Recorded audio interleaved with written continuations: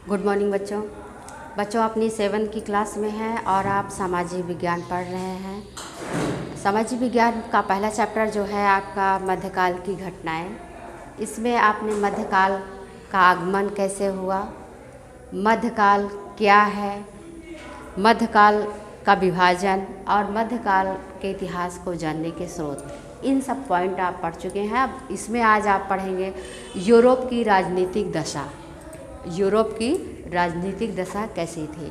तो बच्चों मध्यकाल में पूरे यूरोप की जो स्थिति थी वह बहुत डावाडोल थी।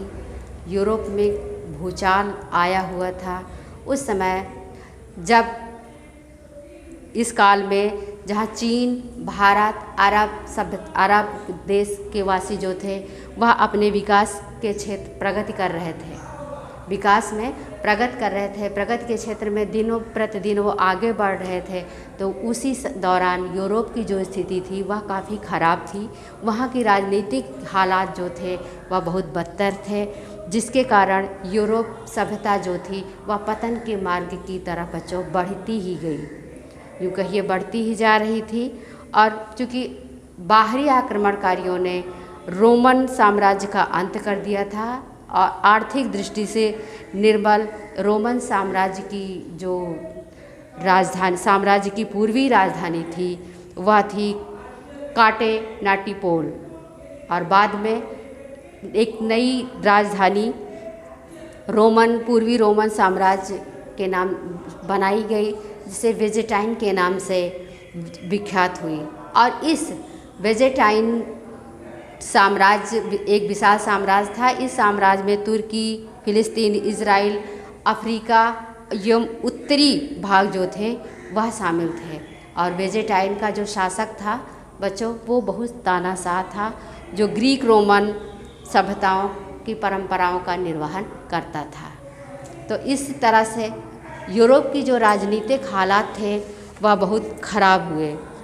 और इसके बाद बच्चों यूरोप में सामंतवाद का उदय होता है। यूरोप में सामंतवाद का उदय हुआ। तो बच्चों सामंतवाद क्या है? सामंतवाद का उदय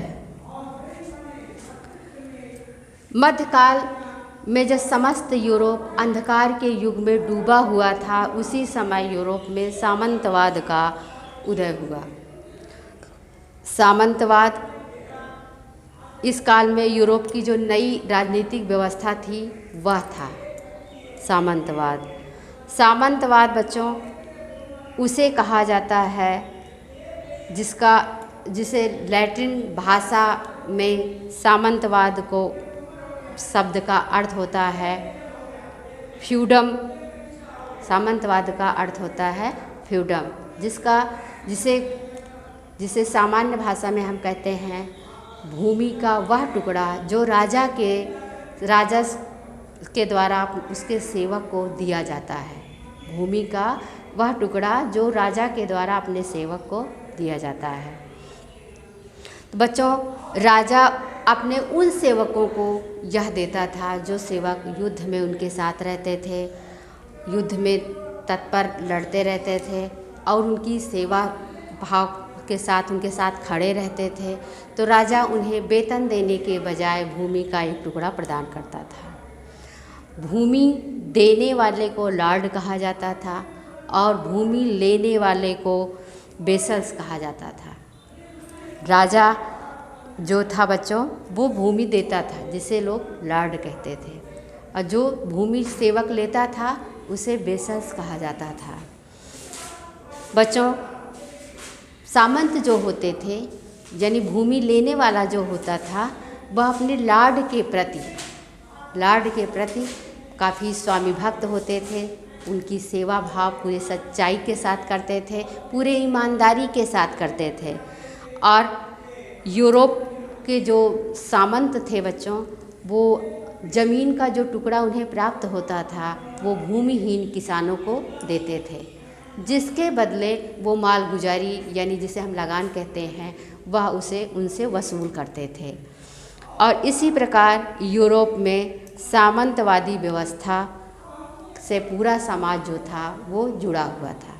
एक बार फिर से आप सामंतवाद को समझ लीजिए कि सामंतवाद है क्या। तो बच्चों, सामंतवाद शब्द का जन्म जो है वो लैटिन भाषा के फ्यूडम शब्द से हुआ है, जिसका अर्थ होता है भूमि का वह टुकड़ा जो राजा के द्वारा अपने सेवक को प्रदान किया जाता है।